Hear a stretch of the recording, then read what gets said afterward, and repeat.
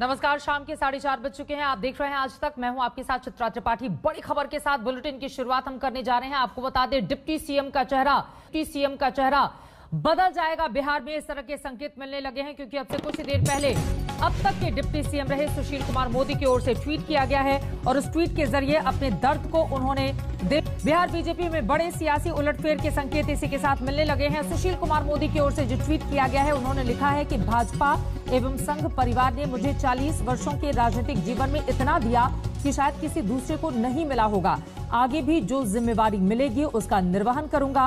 कार्यकर्ता का पद तो कोई छीन नहीं सकता। और इस तरह से अपने जो मन का दर्द है उसको भी, दिल के दर्द को वो बयां करते हुए इन लाइनों के जरिए कि कार्यकर्ता का पद तो कोई छीन नहीं सकता है, यानी कि कहीं ना कहीं उनको इस बात का दुख है कि डिप्टी सीएम किसी और को बनाया जा रहा है, जिसकी जानकारी उनको दे दी गई है। तारकिशोर चुने गए हैं बीजेपी विधानमंडल दल के नेता। उनको उन्होंने सर्वसम्मति से चुने जाने पर कोटशः बधाई दी है। रेणु देवी चुनी गई हैं विधानमंडल दल के उपनेता।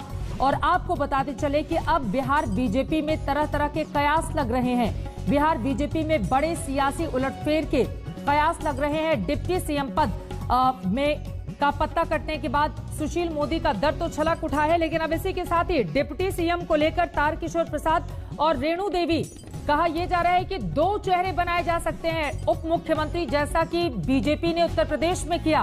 क्या जानकारी मिल रही है आपको, सुजीत? देखिए चित्रा, जहां तक जानकारी की बात है, उप मुख्यमंत्री को लेकर कौन बनेगा, इसको लेकर कई नाम सामने आ रहे हैं और सब खासतौर पर यह निर्णय केंद्रीय नेतृत्व को करना है।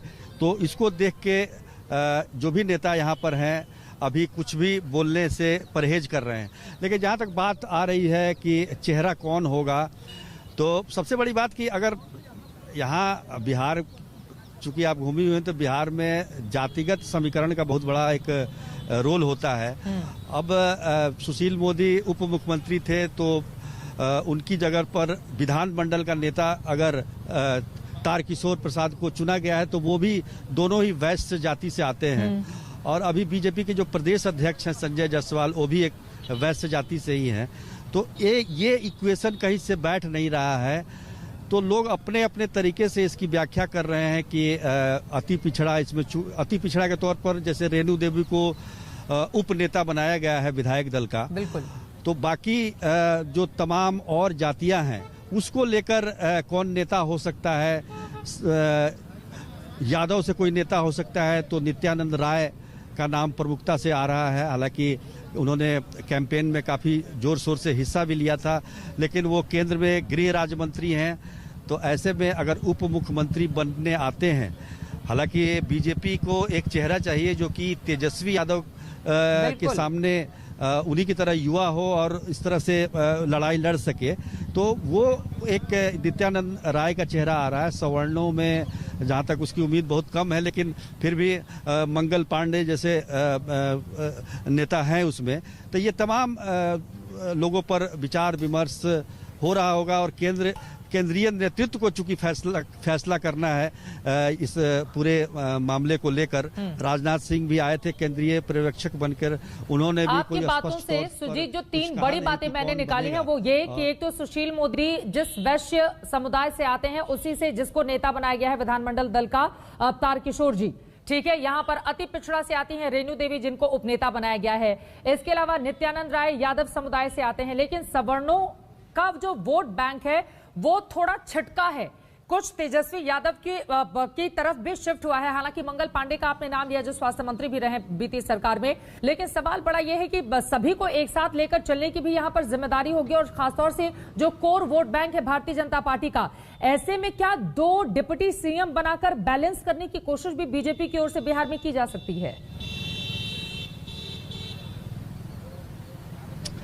बिल्कुल, और मुझे लगता है कि ये इसको किया जा सकता है, क्योंकि अति पिछड़ा और जो सवर्ण वोट बैंक है उसको लेकर आपने देखा होगा कि इस बार नाराजगी जो जहां भी दिख रही थी वो सवर्ण वोटों में ज्यादा दिख रही था। हालांकि बाद में उन्होंने वोट डाला एनडीए को, लेकिन जो एंटी इनकम्बेंसी जो सरकार के खिलाफ जो नाराजगी दिखा रहे थे वो ज्यादातर उसमें सवर्ण थे। तो उनको भी साधना है। बहुत जगह जो सीटों का बंटवारा हुआ उसमें कई जगह पर बीजेपी की तरफ से जो सीट पहले से सवर्णों के पास थी वहाँ पर पिछड़ा को टिकट दे दिया गया, तो वो भी एक नाराजगी थी। तो बहुत जगह से इस तरह की शिकायतें आई। उसको देखते हुए केंद्रीय नेतृत्व भले कुछ इस पर विचार विमर्श कर सकता है।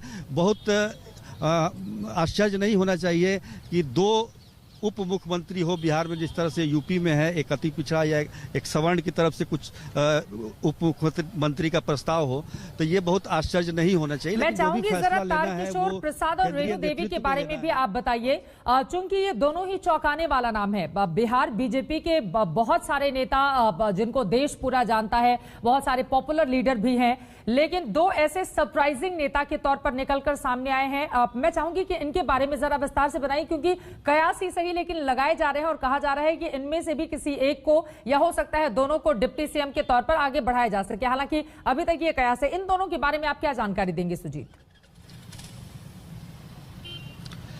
देखिए, राजकिशोर प्रसाद कटिहार से आते हैं और वैश्य समुदाय से हैं। काफी लंबे समय से वो तारकिशोर प्रसाद, तो ये काफी लंबे समय से विधायक हैं। करीब ये 7वीं बार मुझे लगता है कि चुनकर आए हैं इस बार।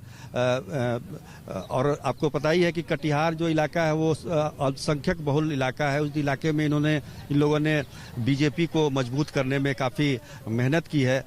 जहाँ तक रेणु देवी का सवाल है, बेतिया शहर से चुन के आती हैं। हालांकि पिछला चुनाव वो हार गई थी, लेकिन इस बार फिर उन्होंने चुनाव जीता है।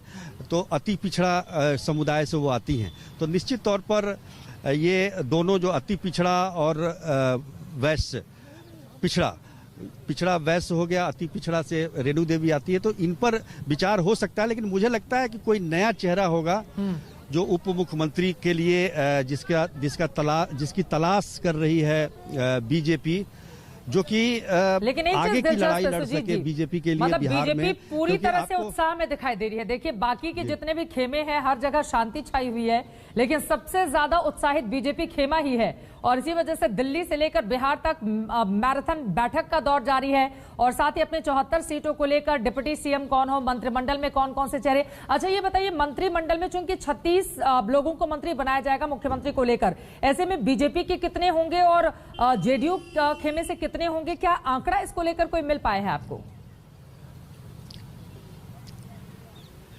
देखिए, अभी कितने होंगे, लेकिन पिछले अगर सरकार से हम तुलना करें, पिछली सरकार में 33 मंत्री थे, जिसमें से 20 मंत्री जेडीयू के थे और 13 बीजेपी के थे। बीजेपी के उस समय 53 विधायक थे और जेडीयू के 71 विधायक थे। अब मामला उल्टा हो गया। तो निश्चित तौर पर जो मंत्रियों के पद का बंटवारा होगा वो विधायकों की संख्या के आधार पर ही होगा।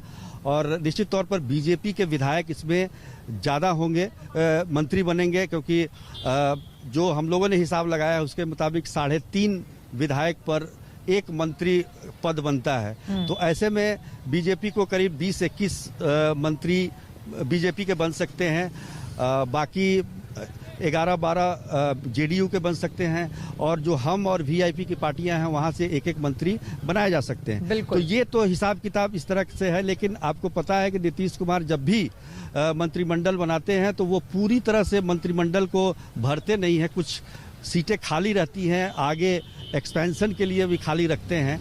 तो वो कितने मंत्री बनाते हैं इस बारे में आज रात तक इसका भी निर्णय हो जाएगा। लेकिन अभी चूंकि सारा माहौल जो है, बीजेपी के कई नेता इस बात को लेकर बड़े हतप्रभ थे कि अचानक से सुशील मोदी के साथ ऐसा कैसे हो गया।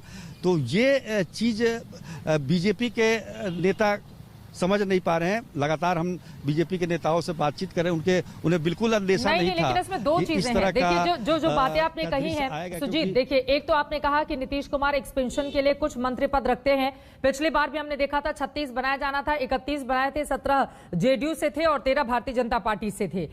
लेकिन आपने साथ में ये भी जोड़ा है कि सरप्राइजिंग फैक्टर था कि डिप्टी सीएम के तौर पर सुशील मोदी का नाम आखिर आगे क्यों नहीं किया गया। बीजेपी के बहुत सारे नेता बिहार के ऐसे हैं जो दबी जुबान सुशील मोदी की बुराई करते आपको मिल जाएंगे। वो कैमरे पर कुछ कहने को तैयार नहीं होते, लेकिन सुशील मोदी को लेकर भी एक सर्वसम्मति बीजेपी बिहार में उस तरीके की नजर नहीं आती है। सुजीत जी,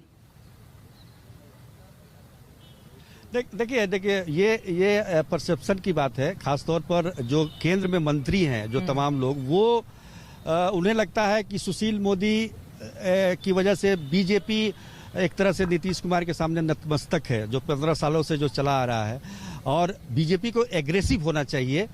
लेकिन जो परिस्थिति है चित्रा, जो इस बार का मैंडेट आया है, वो मैंडेट इस तरीके का है कि 125 सीटें आई हैं आपको बहुत ज्यादा बहुमत नहीं है। ऐसे में बहुत ज्यादा खींचतान के साथ सरकार नहीं चलाई जा सकती है। इसलिए माना जा रहा था कि ये एक बेहतरीन कॉम्बिनेशन था जो कि सरकार को आगे ले जा सकती थी।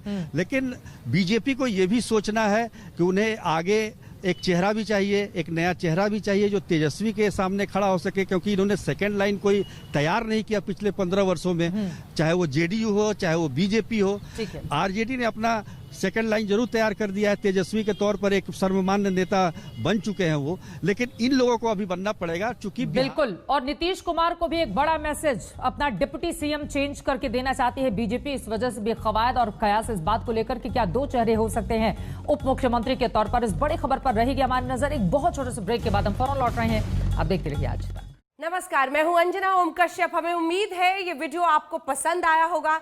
लेटेस्ट खबरों के लिए यूं ही देखते रहिए आज तक, और इस वीडियो के पसंद आने पर लाइक, शेयर एंड सब्सक्राइब करना ना भूलें।